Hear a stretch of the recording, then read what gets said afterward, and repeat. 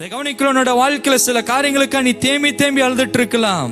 உன்னுடைய அழுகை யாராலையும் கண்ட்ரோல் பண்ண முடியாத அளவுக்கு நீ அழுத நாட்கள் உண்டு. யோசித்துப்பார். உன்னுடைய அழுகையை கண்ட்ரோல் பண்ண முடியாத அளவுக்கு நீ பல காரியங்களுக்கு அழுது கொண்டிருந்தாய். உன் அழுகையை துடைப்பதற்கு யாராலையும் முடியவில்லை. துடைத்தார்கள், நீ அழுது கொண்டேதான் இருந்தாய். துடைக்க கண்ணீர் வந்து கொண்டே இருந்தது. யாராலையும் உன்னுடைய கண்ணீரை துடைக்க முடியவில்லை. அப்படிப்பட்ட சூழ்நிலையில இயேசு உனக்கு அருகாமையில் வந்தார். ஹல்லேலூயா. உன் அழுகையை துடைக்கும்படியாய் அவர் உன் அருகாமையில் வந்தார். நீ அழுகிறது அவருக்கு பிரியமுள்ளது அல்ல, பிரியமானது அல்ல. எல்லாரும் அழுகையை துடைத்து பார்த்தார்கள், முடியவில்லை. சோர்ந்து போனார்கள். நீ சோர்ந்து போன, அழுகை நிறுத்த முடியவில்லை. உன்னுடைய வாழ்க்கையில் உண்டான காரியம் அப்படிப்பட்டதா இருந்தது. நம்பிக்கைக்குரியதா இருந்த என்னுடைய மகன் மரித்து விட்டானே. பல பேருடைய வாழ்க்கையில நம்பிக்கை இழந்த உடனே அழ ஆரம்பிக்கிறார்கள். நம்பிக்கை இழந்தன, இனி என்னுடைய வாழ்க்கையில் நான் என்ன செய்வேன் என்று தெரியாமல் அழுது கொண்டிருக்கிறார்கள். இதை கவனிக்கிற உங்க வாழ்க்கையில நீங்க பல காரியங்களை நினைத்து அழுது கொண்டிருக்கிறீங்களா? எனக்கு நம்பிக்கை இல்லைங்க சார், என் வாழ்க்கையில எதை குறிச்சு எனக்கு நம்பிக்கை இல்லை, என் கணவன் சரியில்லை, என் பிள்ளை சரியில்லை, நான் யாரதான் நம்புறது? நம்பிக்கையா இருந்த பிள்ளை ஒரு குறிப்பிட்ட நாள் கழித்து இன்னைக்கு ஊதாரித்தனமா இருக்கிறான். நான் நம்பிக்கையா வைத்திருந்த என் கணவர் ஆரம்ப நாட்கள் நல்லா இருந்தார். இப்ப என் கணவர் மேல இந்த நம்பிக்கை போய்விட்டது. என் குடும்பத்தின் மேல இந்த நம்பிக்கை போய்விட்டது. என் சகோதரன் மேல இந்த நம்பிக்கை போய்விட்டது. யாரும் எனக்கு உதவி செய்ய முடியவில்லைன்னு சொல்லி நீ அழுது கொண்டிருக்கிறாயா? என்னுடைய வாழ்க்கையில யோசித்து பார். எதை நினைத்து அழுது கொண்டிருக்கிறாய்? என்னுடைய அழுகையை மாற்ற ஒரு தேவன் இறங்கி வந்திருக்கிறார். ஹல்லேலூயா. பல மனுஷன் பிரயாசப்பட்டவங்க உன்னுடைய அழுகையை மாற்ற வேண்டும். உன் கண்ணீரை துடைக்க மனுஷன் பிரயாசப்பட்டான், முடியல. உன் கணவன் பிரயாசப்பட்டான், முடியல. உன் புள்ள பிரயாசப்பட்டது, முடியல. உன் பெற்றோர் பிரயாசப்பட்டாங்க, உன் அழுகை உன்னை விட்டு அகற்ற முடியவில்லை, துடைக்க முடியவில்லை. நீ அழுது கொண்டேதான் இருந்தாய். யாருக்கும் தெரியாம பல நாட்கள் நீ அழுத சூழ்நிலை உண்டு. அழுது கொண்டேதான் இருந்தாய், அழுது கொண்டேதான் இருந்தாய். அங்க ஒரு நாயம் என்கிற ஒரு ஊர்ல இருந்து அந்த விதவை அழுது கொண்டிருந்தாள். யாரும் அழுகையை துடைக்க முடியல, அழுது கொண்டே இருந்தார். உன்னுடைய அழுகையை பார்த்த ஒரு தேவன், மனதுருக்கமுடைய ஒரு தேவன். இதை கவனிக்கிற உங்களுடைய அழுகையை அவர் பார்க்கிறார். எத்தனை பேர் விசுவாசிக்கிறீங்க? ஆமென். யாரையும் அழுகையை பார்க்கல நினைக்காதுங்க. என் அழுகையை பார்க்க யாரும் இல்லை, என் கண்ணீரை பார்க்க யாரும் இல்லை, என் கண்ணீரை துடைக்க யாரும் இல்ல. உன் கண்ணீரை ஒருத்தர் பார்த்தாதான் உன் கண்ணீரை துடைக்க முடியும். பல நேரம் உன் கண்ணீரை ஒருவராலும் பார்க்க முடியல. ஏன்னா நீ உள்ள அழுதுட்டு இருக்க, வெள்ள சிரிச்சிட்டு இருக்க, உள்ள உன்னுடைய இருதயம் அழுது கொண்டிருக்கிறது. இதை கவனிக்கிற அன்பான சகோதர சகோதரியே, வெள்ள நீ சிரிக்கிற, ஆனா உள்ள உன்னுடைய இருதயம் அழுது கொண்டிருக்கிறது. யாரும் அதை பார்க்கவில்லை, யாராலையும் அதை பார்க்கவும் முடியாது. ஆனா ஒரு தேவன் உண்டு, உன் இருதயத்தை பார்க்கிற ஒரு தேவன். ஹல்லேலூயா. உன் இருதயத்தை பார்த்து கொண்டிருக்கிறார். உன் இருதயத்தில் உண்டான அந்த அழுகையை பார்க்கிறார், கண்ணீரை பார்க்கிறார். இதை கவனிக்கிற உன்னுடைய வாழ்க்கையில நீ இருதயத்தில் அழுது கொண்டிருக்கலாம். ஐயோடு சொல்லி உன் இருதயம் ஒவ்வொரு நாளும் இரவுல அழுது கொண்டிருக்கலாம். ஒவ்வொரு நாளும் நீ தனிப்பட்ட வாழ்க்கையில அழுது கொண்டிருக்கலாம். கடந்த நாட்கள் ஒரு சகோதரியை சந்தித்து அவங்க சொன்னாங்க, பாஸ்டர், நான் வெளில சிரிக்கிறேன், நான் வெளில பார்ப்பதற்கு நல்லா இருக்கிறேன், என் இருதயம் ஒவ்வொரு நாளும் அழுது கொண்டிருக்கிறது.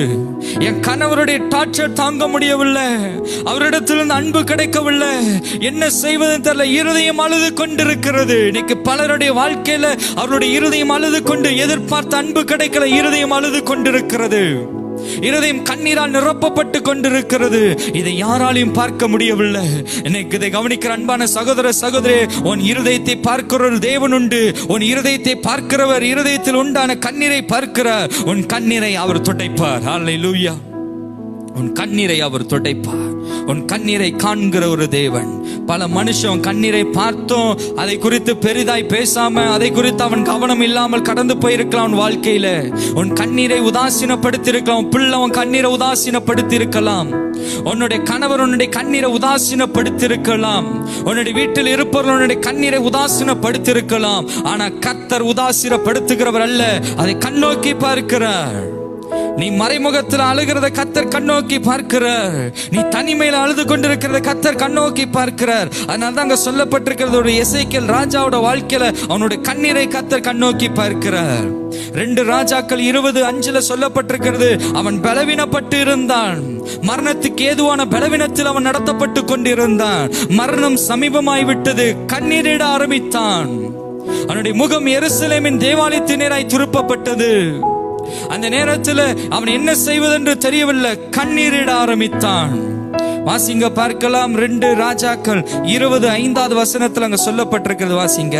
நீ திரும்பி போய் என் ஜனத்தின் அதிபதியாகிய எசேக்கியாவை நோக்கி, உன் தகப்பனாகிய தாவீதின் தேவனாயிருக்கிற கர்த்தர் சொல்லுகிறது என்னவென்றால் விண்ணப்பத்தை கேட்டேன், உன் விண்ணப்பத்தை கேட்டேன், உன் கண்ணீரை கண்டேன். போதுமானதாங்க சொல்ல. உன் விண்ணப்பத்தை கேட்டேன், உன் கண்ணீரை கண்டேன். ஆண்டவர் சொல்லுங்க, உன் கண்ணீரை பார்த்தோம்பா. நீ இடுகிற கண்ணீர், அந்த கண்ணீரை நான் பார்த்தேன். நாங்க தொடர்ந்து அவர் சொல்லுகிறார், இதோ நான் உன்னை குணமாக்குவேன். உங்களுடைய கண்ணீரை பார்க்கிற ஆண்டவர் ஒரு அற்புதம் செய்கிறார். ஹல்லேலூயா. எத்தனை பேர் விசுவாசிக்கிறீங்க? ஆமென். உங்க கண்ணீரை பார்க்கிற ஒரு தேவன் ஒரு அற்புதம் செய்கிறார். என்ன செய்கிறார்? உங்களை குணமாக்குகிறார். உன் கண்ணீரை துடைக்க. சில பேருடைய இருதயத்துல சில மனுஷனோட வார்த்தை அவனுடைய இருதயத்தை பீறி போட்டிருக்கும். அந்த இருதயம் ரணமாய் மாறி இருக்கும். அந்த இருதயம் முழுவதும் காயப்பட்ட இருதயத்தை போல காணப்பட்டிருக்கும். அந்த நேரத்தில் அழ ஆரம்பிப்பார்கள். என்ன செய்வதுன்னு தெரியாது அழ ஆரம்பிப்பார்கள். தேம்பி தேம்பி அழ ஆரம்பிப்பார்கள். அப்படி அழும்போது நடக்கிற காரியம் என்ன? யாரும் அவர்களை பார்க்கல. அந்த தனிப்பட்ட வாழ்க்கையில் அழும்போது யாரும் பார்க்கல. இருதயம் பீறி போடப்பட்டது. இதை குணப்படுத்த யாராலும் முடியவில்லை. மனுஷ வார்த்தை அதை குணப்படுத்தல. அதே வார்த்தையில் ஒரு நாள் உன்னை திட்டனா, மறுபடியும் வந்து சமாதானமான உன்னால் அதை ஏற்றுக்கொள்ள முடியல, குணமாகல. இப்ப ஆண்டவர் செய்கிறார், உன் கண்ணீரை பார்க்கிற ஆண்டவர் உன் இருதயத்தை குணப்படுத்துகிறார். ஹல்லேலூயா. உன் பலவீனங்களை குணப்படுத்துகிறார். உன்னுடைய சுகவீனங்களை குணப்படுத்துகிறார். இதை எதனால செய்கிறார்? உன் கண்ணீரின் நிமித்தமாக. கண்ணீரின் ஜபத்துக்கு அவ்வளவு வல்லமை இருக்குங்க. சும்மா கிடையாது. நீ ஒரு சொட்டு கண்ணீர் வெடிச்சாலும் அதுல வல்லமை. உன் கண்ணீரை யார் என்னமோ பேசிட்டு போட்ட, உன்னுடைய அழுகை யார் என்னமோ பேசிட்டு போட்ட, கவலைப்படாத. உன்னுடைய கண்ணீருக்கு ஒரு வல்லமை இருக்கு. அது உன்னை குணப்படுத்தும். அந்த கண்ணீருக்கு ஒரு வல்லமை உண்டு. உன் வாழ்க்கையில் ஒரு கிரியேட் செய்யும், ஒரு அற்புதம் செய்யும். ஆமென். இதை கவனிக்கிற உன் வாழ்க்கையில் அற்புதம் வேணுமா? கர்த்தருடைய சமூகத்தில் அழு. கர்த்தருடைய சமூகத்தில் அழுது விழுந்து கடந்து ஆண்டவரேன்னு சொல்லி கண்ணீரிடு. ஒரு கிறிஸ்தவன் கண்களை கண்ணீரிடலாம், அவன் கிறிஸ்தவன் அல்ல. அவன் கண்கள் கண்ணீரால் நிரப்பப்பட்டு தேவ சமூகத்துல போனோம். மனுஷ சமூகத்தை போய் அழாத. மனுஷ சமூகத்தை போய் அழுது உன்னுடைய காரியத்தை சொல்லாத. வீணான மனுஷன். அதை கர்த்தர் எதிர்பார்க்கல. அவருடைய சமூகத்தில் நீ அழுகிறாயா? அந்த கண்ணீருக்கு அவர் பதில் வைத்திருக்கிறார். என்ன பதில்? உன்னை குணப்படுத்துகிறார். இதோ நான் உன்னை குணமாக்குவேன். எசேக்கியா ராஜாவை குணப்படுத்தினார். 15 வருடங்களை கூட்டி கொடுத்தார். இதை கவனிக்கிற உன்னுடைய வாழ்க்கையில் எத்தனை பலவீனங்கள் இருந்தாலும் சரி, மரணத்துக்கு ஏதுவான பலவீனங்கள் இருந்தாலும் சரி, உன்னை குணப்படுத்துவார். விசுவாசிக்கிறியா? நீ இது நிமித்தம் எத்தனை நாள் கண்ணீரிட்டாய்? எத்தனை நாள் அழுது புலம்பிக் கொண்டிருந்தாய்? ஐயோ பலவீனம், இந்த பலவீனத்தில் நான் மரித்து போயிருவேனோ.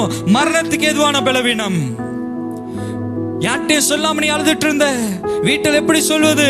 சொன்னா எங்க வீட்டில் எல்லாரும் வேதனைப்படுவார்களே. நீ அழுது கொண்டிருந்தாய். கர்த்தர் அந்த கண்ணீரை பார்த்தார். கர்த்தருடைய சமூகத்தில் அலாரமே உன் கண்ணீரை பார்க்கிறார். உன்னை குணப்படுத்துகிறார். எல்லா பலவீனங்களும் உங்களை விட்டு அகன்று போகும்.